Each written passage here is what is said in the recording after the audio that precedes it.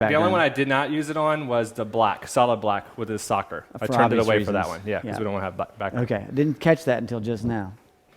I was like, there's light back there. All right, now, Mitch is not one of the big, heavy-set linebacker kind of boys that would come in, but pretending that he is.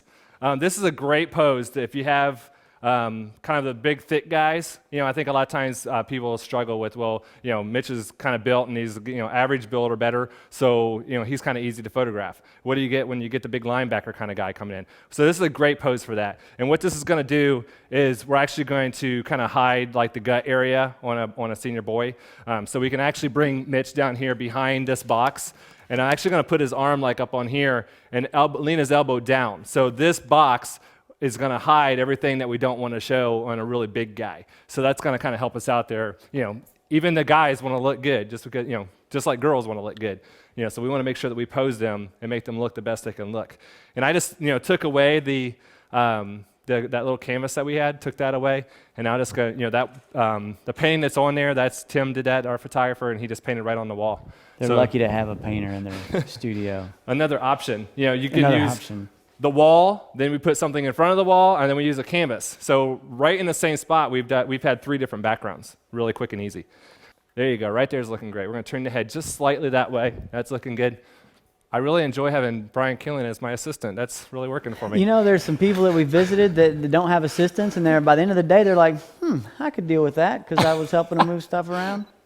Oh, that's looking great right there. This arm over here, just pull it in towards your body a little bit more. So bring your fist towards there you go. That's good right there. Turn your head slightly just a little bit. Right there is good. We're going to get really happy. Big smile, a real smile, Mitch. Come on. There you go, right there.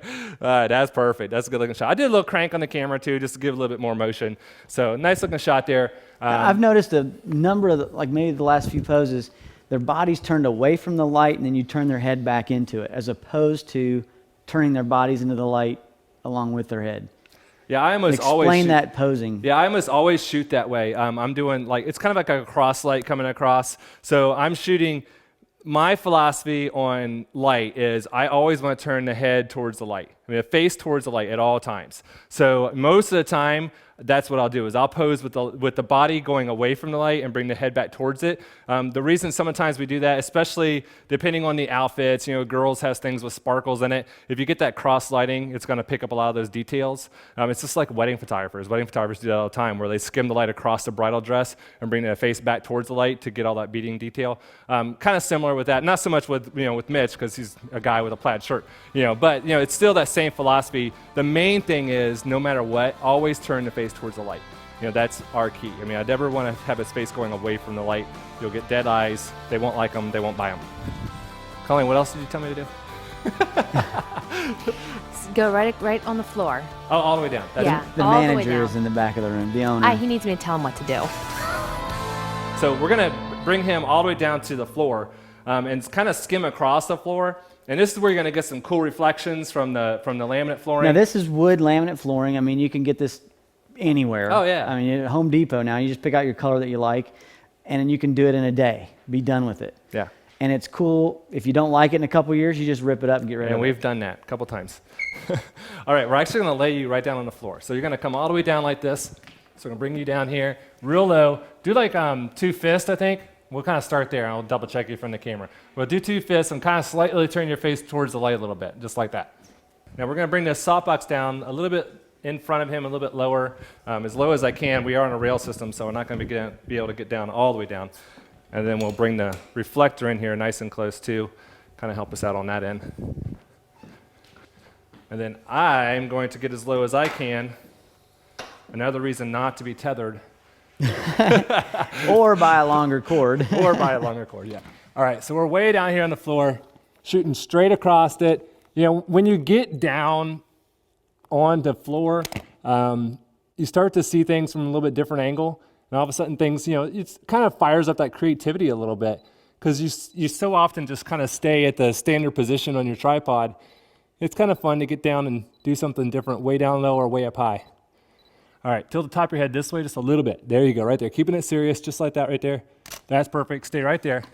All right, one more thing I want to do before we move over to this other set is I'm actually going to take the turbo spot one more time from Talons. I'm going to put a projection pattern in there. So this comes with all kinds of, you can purchase all these different patterns, all different shapes and sizes and different things.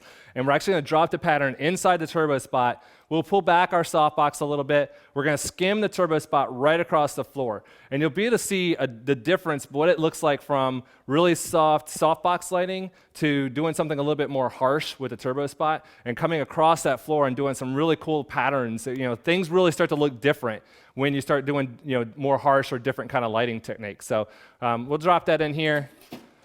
And this guy's going to go, you know, I love these Titan stands because we can bring this all the way down to the floor, and we're going to skim right across the floor here.